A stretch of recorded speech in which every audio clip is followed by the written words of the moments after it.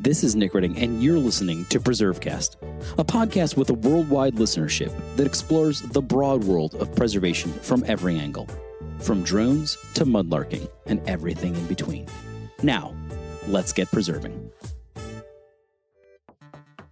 Dr. Erica Avrami's research and publication on preservation policy is helping the movement reframe the way we think about our work and helping to suggest ways of improving our efforts as we confront the legacy of preservation and the need for more equitable, sustainable, and a just world.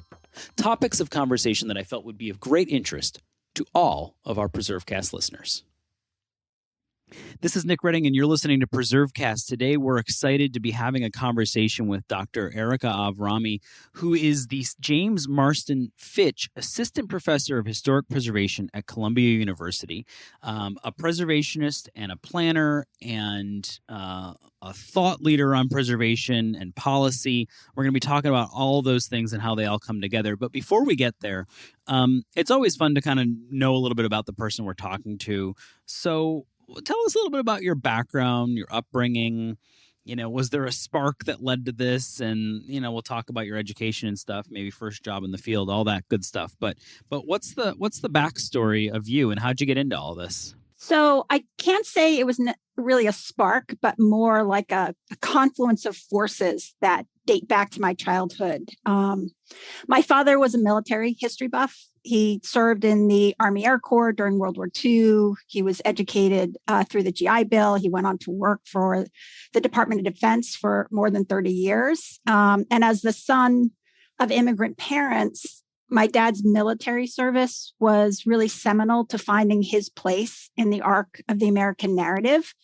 And so childhood road trips usually included visits to important battlefields, war cemeteries, military forts.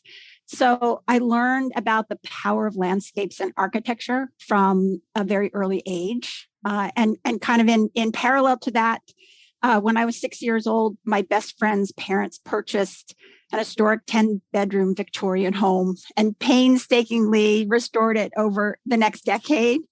And that house was a never-ending construction site and our favorite playground. We would follow the roofers and the masons and the plasterers around like fangirls. And the history in those walls was really a constant fascination that drew me to architecture. So in high school, I took a mechanical drawing class and somehow managed to get an after-school job at a local architecture firm. And then I went on to study architecture and political science in college. I did an internship with the National Trust in England the summer after I graduated, and then it's all preservation from there. And where did you grow up? I'm not sure we heard that part. I grew up in New Jersey. Yes. And I actually live in New Jersey now. So, and ended up going to college at Columbia in New York City. So you kind of bounced all around in terms of where you were, and you were at the National Trust over in the UK. What was your actual first job in the field? Was it over there or where? Yeah, it was. I did this summer internship that was sponsored by US ECOMOS, the International Council of Monuments and Sites. So I did that the summer after I graduated from college. And then I came back and I was very privileged to work in city government on some historic rehab projects, worked in private practice for some preservation architects, and then entered the not-for-profit world. And I spent most of my career in the international heritage arena with the Getty Conservation Institute and World Monuments Fund. But then late in life, I decided to return to school to do a PhD in planning and public policy. And that is what eventually led me to academia. And so today, professionally, you are a professor of preservation. What kind of courses are you teaching? I teach courses on planning and policy, sustainability, on international policy as well. But I also focus a lot on studio work, community engaged studio work with students where they're sort of co-learning and co-creating knowledge about the places within generally the New York landscape, but we've also done international studios working in partnership with other universities and institutions to really kind of interrogate and think creatively about what preservation means in broader geographies and across diverse publics. Yeah. And critical, too, is somebody who hires people out of graduate programs to have people who have had real on the ground experience. Sometimes there's sort of that challenge if you get somebody who's just gone through the academic side, and then you're like, okay, well, this is how it actually works here in the field, which is a little bit different. But, before we even hit record, I was saying, it's exciting to talk about policy because I try and think about it a lot, and I try and stay up to date on it, which I know a lot of my colleagues do as well, because I was sort of joking that I'm trying not to screw things up.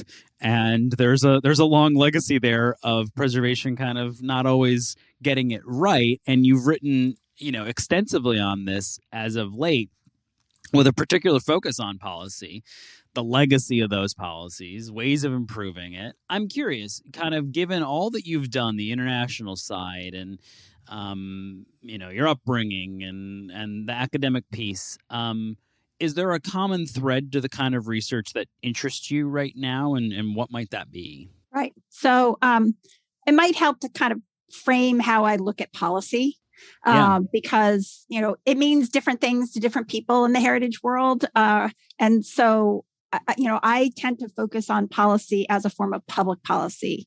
So when a municipality or a state or the federal government takes the decision to designate or list something, it has social and environmental implications that extend far beyond just saving that building or that site, right? And so in that broader realm of public policy, what I try and push against is the field's tendency to kind of think about our work on a site-by-site basis, right? It's each place is different, each place is unique. We need to preserve it, but looking more at the systemic dimensions of policy, how governance and institutions center and perpetuate certain ideas about how to preserve and what to preserve. And in doing so, center certain narratives and power structures. So that's sort of how I look at policy. And then in terms of the threads, I think the core thread in my research is really about social justice. Who is represented? Who participates? How do they participate? Who benefits or not from the preservation enterprise? And how do we understand and confront the complex histories of exclusion in landscapes and in architecture? And then layered on top of that social justice question is the climate crisis. As we adapt and decarbonize the built environment, including the historic built environment, we run the risk of repeating and reinforcing legacies of privilege and disprivilege if we aren't mindful of historical inequities and their impact. So, for example, the relocation of Alaskan Native communities due to sea level rise is part of a long history of government-supported land dispossession and racism. Or in some urban areas, like New York City, where historic districts tend to be whiter and wealthier, will government priorities for or investment in neighborhoods, in climate adaptation, further privilege or disprivilege certain publics if, for example, we prioritize historic neighborhoods for adaptation. So those kinds of layers of understanding and layers of who's been privileged or disprivileged, I think are really important as we confront the climate crisis. So it's that social justice foundation with the climate crisis layered on it. So just slightly complex. It's just issues of social justice and the climate crisis. So it's pretty simple, easy to comprehend. No, I'm joking, but I mean, it's interesting because we've had Bonnie McDonald on from Landmarks Illinois, who runs that program out there, and I know that they kind of grappled with this question several years ago about our preservation organizations. Should they be social justice organizations as well? Do we have a social justice function as a nonprofit, statewide or citywide or regional organization or a national organization for that matter? And I don't think that there's clear agreement around that. I'm curious what you think. I mean, are they in the business of it? Is it, or should it be part of the charge? Where do you fall on that? I'm just curious. And I know this is sort of off the cuff, but I'm just curious. I know, and I was one of Bonnie's interviewees, so I'm wondering whether this answer will be the same as what I gave her. But one of the things that I often say about preservation is that we tend to rationalize what we do on economic grounds. Like there's so many studies on how, this is really cost effective and it helps make money. And we have, impact assessments and other ways of demonstrating how the tax credits and other things really infuse money into communities. We have some environmental research as well to help rationalize the work of preservation. But at the end of the day, it's social. At the end of the day, what we do and why we do it is so driven by social issues. It's about how we encounter our stories as a collective in landscapes and in the built environment. It's about how we interpret those stories, how we understand those stories, who those stories represent. And so I don't think that can be divorced from questions of social justice, right? Because again, because I'm a policy person and because I look at policy as public policy, we are accountable to the body politic as preservationists. We are making choices about how history is represented in the public realm, how we see it from the street, how we walk through it. That is a huge responsibility. And I think that if we don't acknowledge the social justice ramifications of that and incorporate it into our work, we're avoiding a central tenet of why we do what we do. Yeah. And I think it's interesting. I mean, even like a simple, silly example of the way in which a lot of preservation groups even portray their message. A lot of times, for a very long time, it was just pictures of the buildings. There wasn't even people in the pictures. And that always strikes me as sort of a perfect, sort of concrete, just biased example of how they perceived the work. You don't put people in it because it's about the building, right? But in reality, like what you're talking about is what's the point of preserving a building if you're not doing it for the people who have to interact with it, right? It's not just for the building's sake. Yeah, I think it's fascinating. I think I agree with you. So I'm curious, given all this kind of research and the extensive research and publications, have there been things that really surprised you are in what you've found, either in a good or a bad way? Well, a couple of things. One, I think, at the core of preservation is that intergenerational transfer of knowledge and experience, right? Especially spatial experience as a way of understanding narratives and stories. And so that to me suggests that we as preservationists are keenly aware of how the implications of our work play out over time.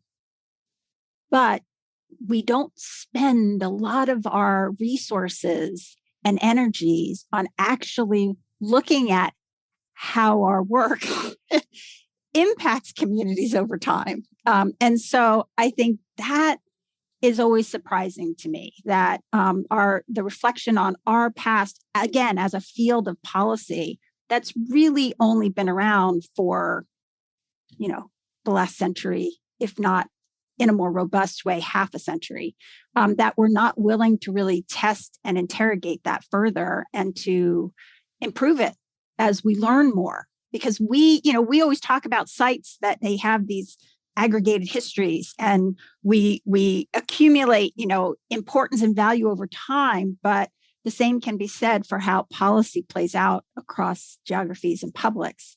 And the more we learn over time, we should be feeding that back into our formulation of policy and our implementation. And I think that for me becomes really poignant around the question of climate, and particularly the way in which the preservation community continues to categorically rely on the rhetoric of the greenest building is the one already built, without investing in the extensive research needed to fully understand the complexities of energy use in building and the way in which that rhetoric has then led to the very problematic exemption of historic buildings from energy performance codes across the country.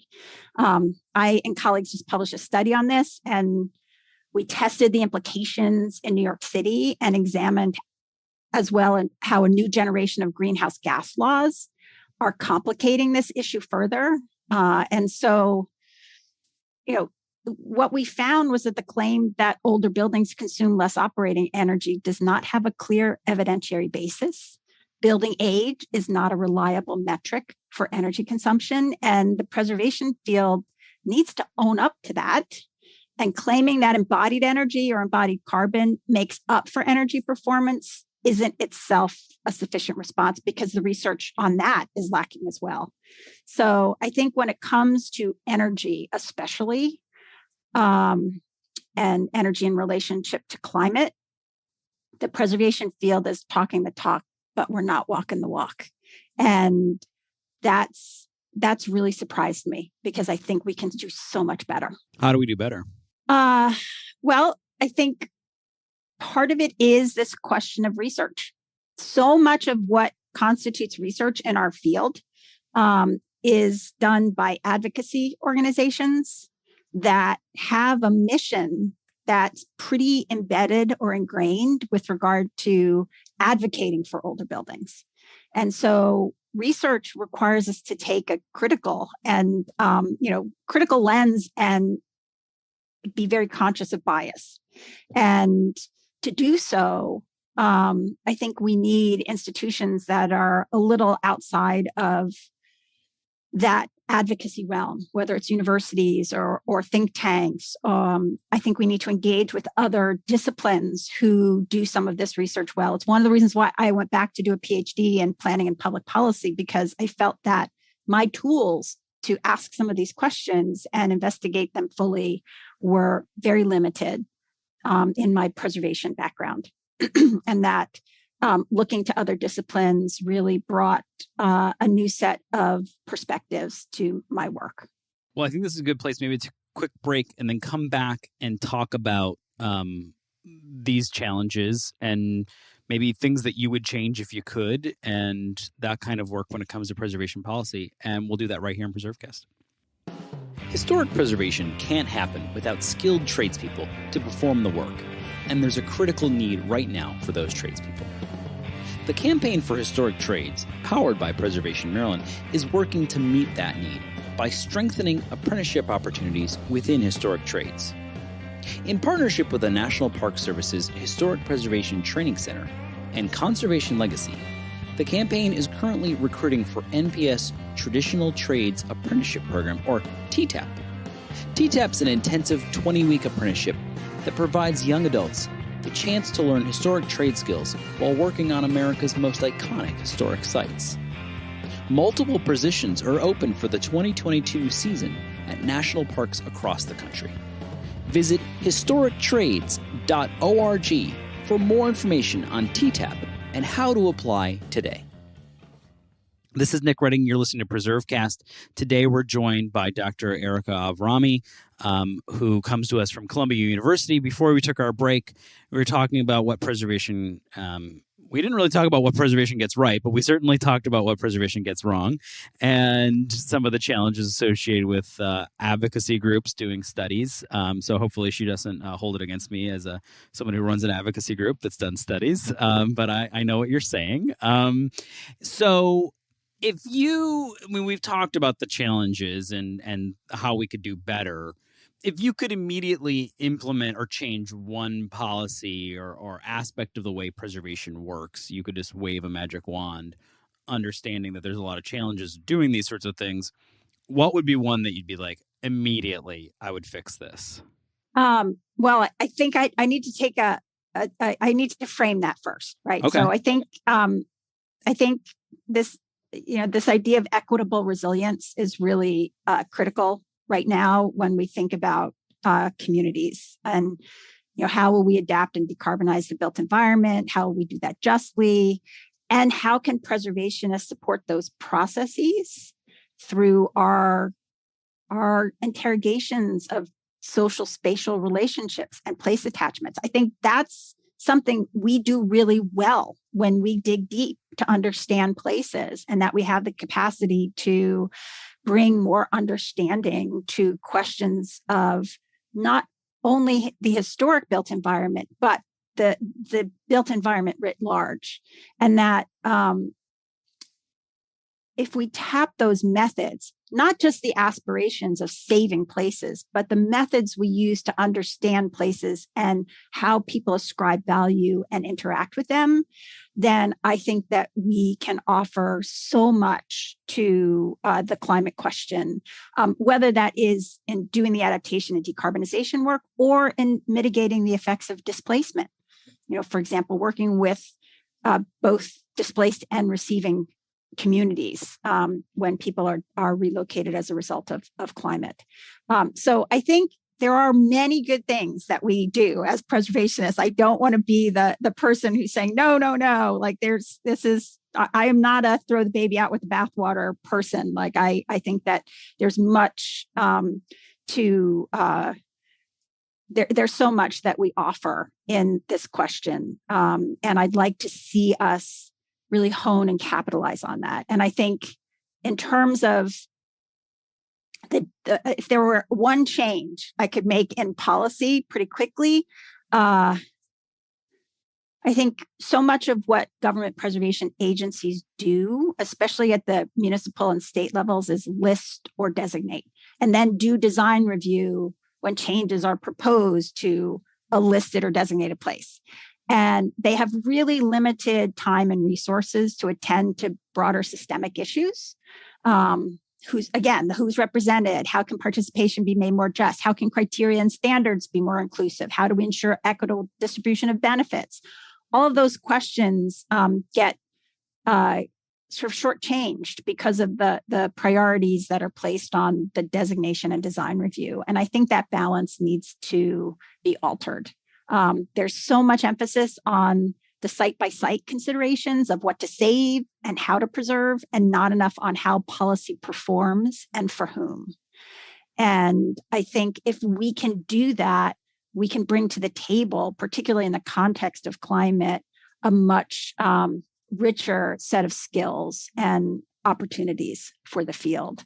And so I'd like to see that change, whether it's just sort of government agencies making those changes on an operational side or incorporating them into codes and legislation. I think government agencies need to take on more of the responsibility of really evaluating the impacts of their work, like so many other government agencies are required to do, and not push that on to advocacy organizations, and say like, oh, nope, like, we need to make the case, right? We need to make the case why this is good. So who's going to do that? Well, some advocacy organization will get the money to do it, or some state agency will pay, a university to help put the case together. I think this needs to be internalized within government. Boy, that is almost a magic wand moment, though. Getting government to. I like the optimism there, but I think when you said maybe it needs to be legislation, I'm like, yeah, I think maybe it does.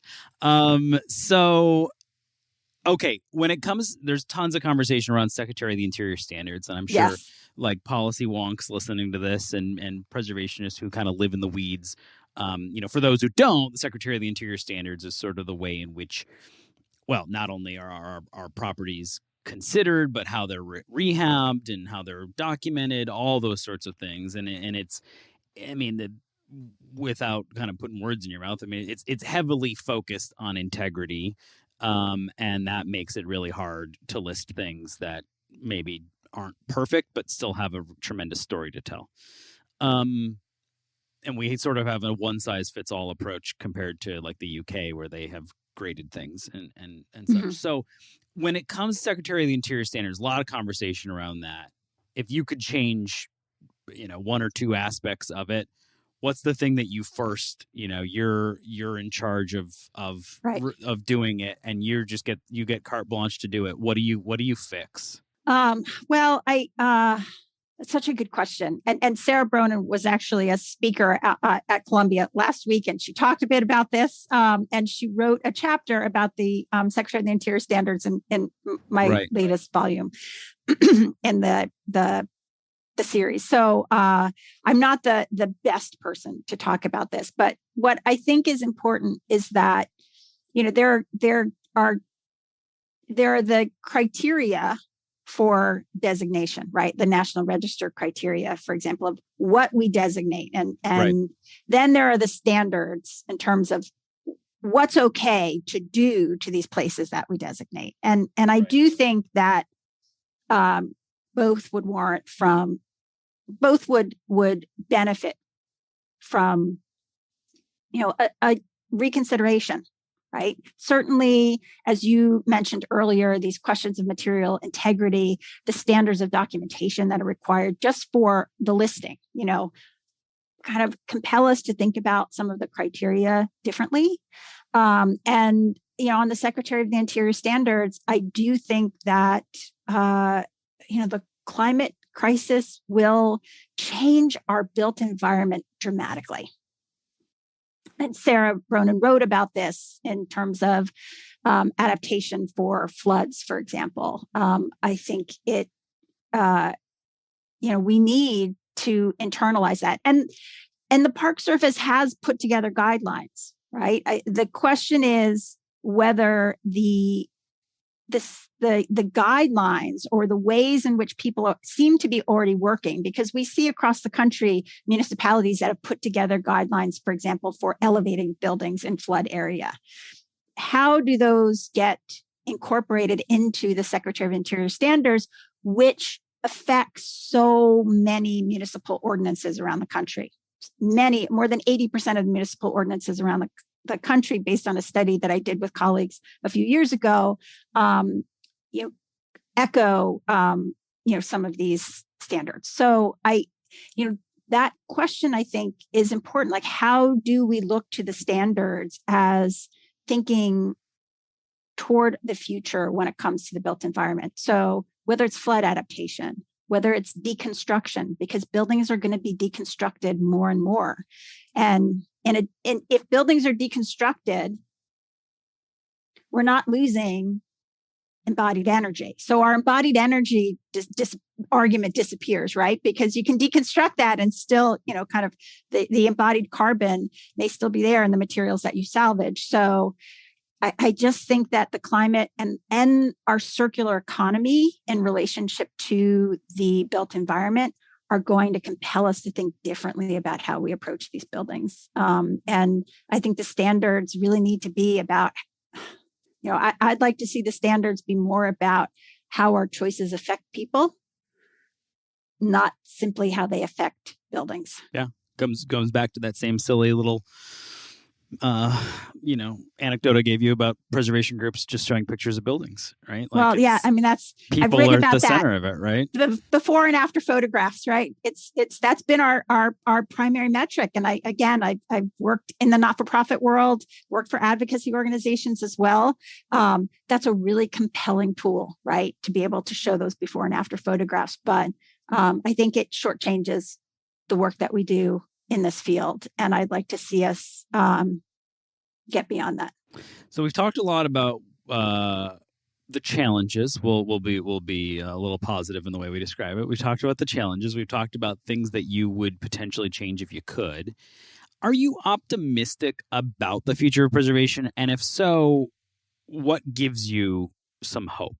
I'm absolutely optimistic about the future of preservation because I do think that there is a horizon that looks toward some of these justice questions and looks towards some of these accountability questions, right? I think that the more we have these conversations, the more we talk about what it means to preserve, who is represented, and that representation is not just sort of who's represented in the statue, but who's represented in the classroom, who's represented in offices, who's represented in firms. I just think that the more we open up that conversation, the more we'll be able to consider the implications of the work of preservation and not only rely on our intentions, but also really get to improving and expanding our processes and our outcomes.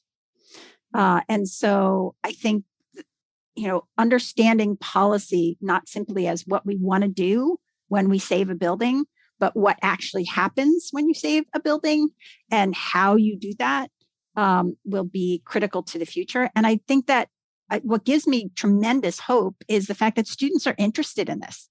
Students welcome the opportunity to think a bit differently about preservation. And certainly in the program where I teach, we teach, some of the traditional stuff, and we teach this sort of more in the margin stuff because we know that the field is shifting. We know that it's changing. And we want students to have a foundation in how the infrastructure of the field has been developed over time, but we also want to equip them with the critical tools and skills to understand how to make change happen. So I think students and that next generation are the thing that give me the most hope. Are there, kind of given the field work that some of your students do, are there projects that kind of exemplify this kind of thing that you're seeing, or the thing that gives you hope? Or are there students working on projects that really kind of capture that in a real world setting? Absolutely. I've had the great privilege of working with students and various communities through these studios that we do. In New York, we've worked in Harlem, we've worked in Red Hook, and overseas, we've worked in Haiti, Sierra Leone, Ethiopia, and the ability to be in environments and working with colleagues who have different worldviews, who have different realities, and coming together around that question of heritage and what it means and what it does. And why we're seeking to preserve it, and what exactly are we seeking to preserve when we're preserving that place. I think that affords students the opportunity to see how narratives are spatialized in landscape. We worked in Montgomery, Alabama, for example, where students look to see how the narratives of the Confederacy, the narratives of the Civil Rights Movement, the narratives of slavery, the narratives of Native American populations, how they were represented in the landscape, whether it was through historic buildings, through plaques, through other forms of signage. And that kind of encounter tells a different story than, say, reading about a place being historic. It's about what the average person experiences on the street and the way in which certain narratives get centered in their daily life or not. And I think those kinds of approaches compel us to reconsider when we look so architecturally or formally at places. We also, in a studio in Harlem, students looked specifically at the period of the Harlem Renaissance to understand it as a critical moment when Harlem became a Black Mecca. And we use concepts of asset-based community development, where we identify critical connector organizations and try to engage with them through interviews, and they come to studio reviews. And they're not just heritage organizations. They're environmental organizations, they're justice organizations, they're housing organizations, they're small business organizations or chambers of commerce. And that opportunity to place the work of historic preservation within broader networks of institutions and organizations and find common ground, I think really equips students to understand preservation as not an end in and of itself, but as a means to improving lives and environments through collaboration and cooperation. And that fundamentally means you have to listen. You have to be able to understand these traditional aspirations of preservation, of maintaining as much original form as possible in the context of the needs of a community and their values. It'll be exciting to see where these students end up and the work that they do once they're out in the working field. What's next for you? What are you working on right now? What can we expect to see from you in the future? So I think I mentioned this study on energy codes and greenhouse gas laws and how we looked at that in New York City. And I do think that part of what is on my horizon is understanding the built environment, the existing built environment, as a critical place of focus in the climate crisis that historic preservation can lend a tremendous insights into. And I think also because I'm in an architecture school, so much of architecture education and engineering education today really focuses on new design and new construction. When the fact of the matter is when architects and engineers go out into the world, pretty high percent, I think more than 40%, as reported by the American Institute of Architects, of their practice is on existing buildings. And so given the climate crisis, given the need to decarbonize and adapt built environments, I think there's this area of the existing built environment, right? If you think about it as a spectrum between new construction and historic preservation, I think there's this really big gap between the two that isn't getting enough focus. And I think historic preservation, because we understand those materials, because we understand what it is to change and adapt buildings, because we know how to do those histories, because we look at things like place attachment and social value being ascribed to places, we have a lot to lend to the challenges that we face in decarbonization and adaptation of the existing built environment, because we're not going to solve the climate crisis through new design and new construction only. Yeah. My go-to phrase, I don't use I have used the greenest building is the one that's already standing. But I like to say that we're not going to build our way out of the climate crisis. Right. We're not. And I think that there is this sense, and I think this is a very human thing where it's like, well, we'll just build more and we'll do more and we can kind of just pull ourselves together and build things. And sometimes you have to use the things you already have. So this has been really fascinating. We'll have to bring you back as some of these new studies come online. Before we go, we ask this of everyone, normally pretty challenging, but what's your favorite historic place or site? Well, so I have been asked this question so many times, right? Particularly because I served as the director of the World Monuments Watch for 6 years. So, hundreds of places would come across my desk every 2 years. I mean, it's all so fascinating with amazing stories. And so I have become quite accustomed to not answering this question because I need to be diplomatic about it. And in fact, I'm working on a book manuscript right now in which I answer that question. So I'm going to leave you hanging and say, when that book comes out, you'll find out. Well, we'll bring you back and then you can tell us. How about that? Yep. It's been really fun talking with you, eye-opening, and I hope that people are listening approach this conversation with an open mind and open heart and think about ways in which they can use policy to make preservation better and to better the world. And that's the work that you're doing. I appreciate having you on today. Well, thank you so much. I really appreciate the opportunity to speak with you. Thanks for listening to PreserveCast. To dig deeper into this episode's story, head over to preservecast.org for show notes and our collection of previous episodes.